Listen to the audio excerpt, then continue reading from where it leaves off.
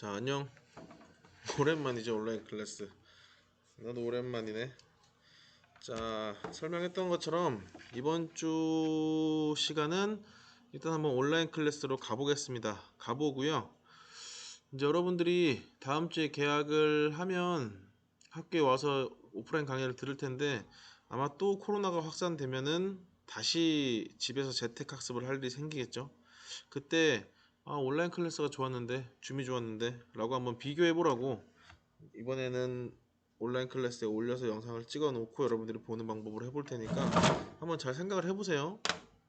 바로 수업합니다. 자, 우리가 지난 시간에 학습지 19번 배웠거든요. 자, 학습지 19번에서는 뭘 배웠냐면 요거였어.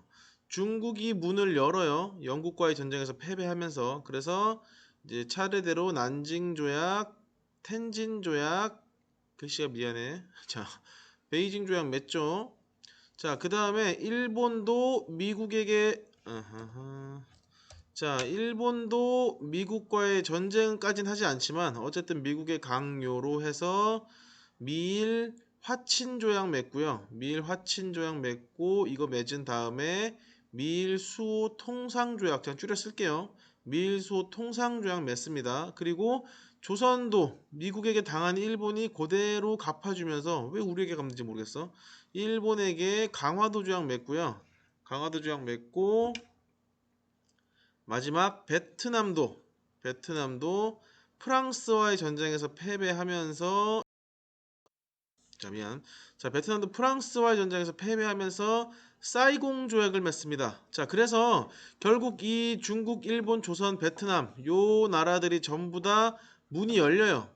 다른 말로 이제 개화 정책을 시작을 하는데 솔직한 말로 영국과 미국과 일본과 프랑스는 지금 이 나라들을 수탈하려고 문을 강제로 열게 한 거란 말이야. 그러면은 이 약한 나라들은 안 그래도 약해서 문이 열렸는데 그 문이 열린 약한 나라들을 영국과 미국과 일본과 프랑스가 또 수탈을 해가니 당연히 이 영국, 미국, 일본, 프랑스는 점점 배가 불러올 것이고 수탈당하는 중국, 일본, 조선, 베트남은 점점 가난해지겠죠. 가난해지면 가장 힘들어하는 사람들은 누구야? 가장 밑바닥에 있는 백성들이에요. 백성들이야. 왕이 굶지 않잖아. 밑에 있는 백성들이 굶어요. 농민들이 굶는다고. 자, 백성들과 농민들의 삶이 팍팍해지면 결국 농민들은 무엇을 일으킨다? 반란을 일으키죠. 자, 그래서 진짜 희한하게 중국은 개화를 시작하자마자 반란이 뻥 터져요. 그게 오늘 배울 태평천국운동이야. 일본도 개화를 시작하자마자 반란이 뻥 터져요. 그게 막부타도 운동이고요. 조선도 개화하자마자 반란이 뻥 터져요. 그게 이모군란이야. 베트남은 안 배워요. 자, 그래서 중국이 개화 직후에 겪었던 반란, 사회 갈등, 일본이 개화 직후에 겪었던 반란, 사회 갈등, 마지막 우리가 개화 직후에 겪었던 사회 갈등, 반란 이 세 가지 내용 보고요. 근데 결국 다 진압당해요. 다 실패하고 다시 그대로 묵묵하게 개화의 길을 걸어가요. 그게 중국은 지난 시간에 잠깐 맛배기를 보여줬던 양무운동이고요. 일본은 이제 바로 메이지 유신 나오고요. 이제 우리나라는 딱히 이름은 없어요. 그냥 개화 정책을 하죠. 자, 그래서 오늘은 중국의 요 태평천국 운동이라는 반란 내용과 양무 운동 내용 먼저 보겠습니다. 1부에서 자, 봅시다. 여러분들이 앞에 넣어야 할 프린트는 요거예요. 자, 오늘은 중국과 태평천국 운동이 왜 벌어졌는지, 뭐 내용은 뭐였고 결과가 어땠는지, 이게 왜 양무 운동을 불러왔는지 요런 내용 볼 거야. 자, 필기합시다. 첫 번째 중국. 자, 중국 볼게요. 자, 중국에서 개화 직후에 일어난 반란. 다시 한번 제목 얘기할게요. 태평천국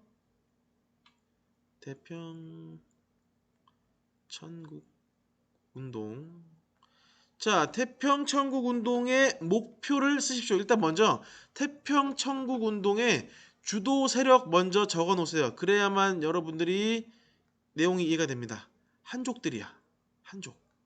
우리가 1학기 때 계속 배웠던 내용 중에 한족은 중국의 대표적인 민족이고 농경민이고 그 반대쪽에 유목민들이 있어요. 그 사람들은 유목하는 사람들이고 대표적으로 뭐 만주족, 몽골족, 여진족, 거란족 이런 사람들이었죠. 근데 청나라를 세운 사람은 한족이 아닌 만주족들이었어. 쉽게 얘기해서 유목민들이었어. 이제 걔네가 마음에 들지 않아서 이 한족들이 일으킨 운동이 태평천국 운동이에요. 자, 목표. 개항 이후에 삶이 너무 팍팍해졌어. 그러니까 이 우리를 개항시킨 다른 나라들에 대한 불만도 불만인데 저 나라들에게 무릎을 꿇고 개항을 한 이 청나라가 제일 큰 문제야. 이 청나라를 뒤집어 엎어야겠어. 라고 해서 쓰십시오. 청나라 왕조를 완전히 무너뜨리자, 타도하자 라는 게 이 태평천국 운동의 목표입니다. 이거를 다른 말로 얘기하면요. 청나라를 세운 만주족을 멸망시키자. 누구를? 만주족을. 자, 이거 멸망이에요. 이거 만주야. 그리고 잠깐만. 멸망. 자, 그리고 다시 흥기하자. 다시 일어나자. 누가? 우리 한족이. 요 발음이 안 되네. 멸만흥한을 내세운 게 태평천국운동의 목표입니다. 자, 이러한 목표를 가지고 어떤 내용을 가지고 반란을 일으켰느냐? 전개. 첫 번째, 남녀 평등. 굉장히 급진적인 사고방식이죠. 이 당시에만 치더라도. 지금이야 당연한 얘기지만 이 당시에는 아주 진짜 급진적인 내용이야. 남녀는 평등하다. 그리고 모든 백성들이 지금 먹고 살기 힘드니까 이 청나라 나쁜 놈들이 가지고 있는 많은 토지 전부 다 몰수해서 백성들한테 나눠줘라. 토지 균분. 토지 균분이란 말은 균등 분배의 약자예요. 토지 균등 분배. 줄여서 토지 균분. 자, 여기 내용이고요. 이 태평천국 운동의 목표와 내용을 가지고 주도한 사람 이름은 하나 알아두십시오. 자, 사람 이름은 홍수전입니다. 카메라 끄게. 신경 쓰이네. 자, 홍수전이라는 사람이 주도를 하고요. 이 홍수전이 태평천국 운동을 주도하면서 약간 종교적인 어떤 옛날 우리나라 그 신천지 같은 느낌의 좀 물론 모든 종교를 내가 함부로 사이비라고 얘기할 수는 없지만 뭐 문제가 없진 않으니까 이런 좀 이상한 종교를 만들어내거든요. 그래서 이 홍수전에 만든 종교가 배상제회라는 종교야. 이 홍수전의 배상제회라는 이 어떤 이 무리가 주도를 하게 됩니다. 요거 기억해 두시고요. 홍수전이 이렇게 생겼습니다. 얘가 홍수전이야. 뭔가 눈매가 날카롭죠. 자, 태평천국 운동의 창시자야. 태평천국 운동이 일어난 거는 여기 중부 쪽. 여기 상하이, 난징, 요 중부 쪽이에요. 이거 위치가 매우 중요하거든. 나중에 왜 중요한지 설명할게요. 일단 기억하세요. 중국의 북쪽도 아니고 남쪽도 아니고 가운데쯤이라는 거 반드시 기억해 두세요. 자, 이 배상제회라는 건 뭐냐면요. 이 배자가 왜 이렇게 오늘 약자가 많이 나와? 숭배하다의 배자고요. 이 상제가 윗상자에 이거 황제 제자거든. 그러니까 이 상제를 쉽게 얘기하면요. 하느님이에요. 하느님. 너희들이 얘기하는 그 기독교 하느님 아니야. 그냥 홍수전이 특정한 어떤 신을 얘기하는 거예요. 이 상제를 숭배하는 무리들 이란 뜻이야. 배상제회는 그냥 사이비 종교 같은 거야. 자, 그래서 이 홍수전이 배상제회가 주도해서 이렇게 태평천국 운동을 일으키는데 어쨌든 간에 결과가 중요하죠. 결과. 만약에 얘네가 이겼다면은 그래서 승리했다면 청나라는 망했겠죠. 근데 청나라는 안 망해. 그 말은 뭐냐면 얘네가 망했다는 뜻이야. 자, 그래서 얘네가 망하는데 근데 청나라가 워낙 힘이 약해진 상태라서 이 홍수전을 비롯한 농민들의 태평천국 운동을 못 막아. 그래서 진짜 멍청한 일이지만 이 자기들을 침략했던 서양 국가들한테 SOS를 쳐요. 그래서 결국 서양 국가들의 지원을 받습니다. 서양 국가들의 지원을 받아서 아까 여기 한족이 태평천국 운동을 주도했다고 했죠. 근데 또다시 한인 관료들 한족의 태평천국 운동을 저 한족 관료들이 진압한 거야. 한인 관료들과 청나라의 지배층이었던 신사라는 계층, 신사층이 진압 합니다. 이 신사층은 청나라의 지배계층이라고 생각하시면 돼요. 오늘날 우리가 배울 때 뭐 조선의 양반층 이런 느낌으로 알고 있으면 됩니다. 자, 결과에 대한 영향 쓸게요. 자, 영향 잘 봐. 중국은 이 태평천국 운동을 겪은 다음에 어떤 감정이 들었냐면은 우리가 이제 이 농민들의 반란조차 못 막는 진짜 약한 나라가 됐구나. 심지어 우리를 쳐들어온 이 서양 국가들한테 SOS를 쳐서 이 태평천국 운동을 진압해? 정말 너무 쪽팔리다. 근데 서양 놈들이 정말 잘 싸우긴 하더라. 무기가 진짜 잘 나가더라. 대포 끝내주더라. 라고 하면서 무엇의 우수성을 인정하는 계기가 돼요. 서양 놈들이 우리를 쳐들어온 게 미워 죽겠긴 하는데 진짜 이 서양 무기가 좋긴 하더라. 서양 무기의 우수성을 인정하는 계기가 돼요. 그 전까지는 저놈들은 침략자야, 나쁜 놈이야 라는 나쁜 마음가짐만 품고 있었다면은 이 일을 계기로 서양 놈들은 비록 나쁜 놈들일지라도 서양 놈들에게 저거는 우리가 물려받아야겠다. 무엇을? 서양 무기는 물려받아야겠다 라고 해서 저 서양 사람들의 서양 무기만 어떻게 좀 물려받아서 개혁할 수 없을까 라고 하는 개혁 운동이 시작됩니다. 그 개혁 운동의 이름이 양무운동이야. 자, 그래서 양무운동을 실시하게 됩니다. 자, 그래서 아까 얘기했죠. 반란을 막아낸 다음에 다시 묵묵히 개혁의 길을 걸어간다고 했죠. 그래서 두 번째 태평천국운동을 막고 난 뒤에 개혁을 시작합니다. 그 개혁의 이름이 양무운동이에요. 양무운동. 자, 1부는 요 양무운동까지만 하고 끝날 거야. 자, 양무운동의 배경 봅시다. 양무운동의 배경은 태평천국운동의 결과랑 똑같아. 자, 맨 처음에 청나라가 아편전쟁 졌잖아. 이때도 저 서양 놈들의 무기가 세긴 센데 그래도 우리가 저걸 본받을 순 없지. 근데 좀 아쉽긴 한데 이런 생각을 하고 있던 와중에 태평천국운동까지 져버린 거야. 그래서 자, 쓰세요. 아편전쟁과 태평천국 운동을 경험하면서 서양 놈들이 못된 놈들이라도, 얘들아 난 지금 서양 사람들을 얘기하는 게 아니야. 요 당시 얘기하는 거야. 서양 놈들의 무기는 또 괜찮구나. 서양 무기의 우수성을 인정해버린 게 요 양무운동의 계기가 돼요. 그래서 아까 여기 태평천국 운동을 주도했던 이 한인 관료들 있잖아. 이 사람들을 중심으로 이 사람들이 직접 서양 무기들을 받아서 써봤으니까 어떤 게 좋은 무기인지 경험을 해봤을 거 아니야. 그래서 이 양무운동의 주도 세력은 저 태평천국 운동을 진압했던 한인 관료층이 그대로 들어갑니다. 우리가 진압했으니 우리가 한번 발전시켜볼게 라고 해서 이 한인 관료층을 중심으로 양무운동을 시작하고요. 대표적인 이름으로 쓰세요. 이홍장이라는 사람.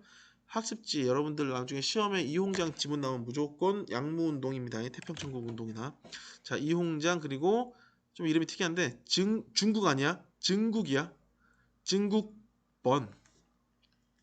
요런 두 명을 중심으로 이러한 사람들을 대표적으로 하는 한인 관료층이 중심으로 양무운동을 시작합니다. 자, 양무운동의 목표 요거 시험에 제일 잘 나와요. 뭐냐면 양무운동의 목표는 우리는 서양의 모든 걸 다 받아들이지 않을 거야. 그냥 우리 중국의 정신은 일단 그대로 온전히 보호해요. 중국의 전통은 그대로 지키는 상태에서 저 서양의 기술만 받아들일 거야. 서양의 기술만 받아들일 거야. 자, 요거를 네 글자로 줄이면요.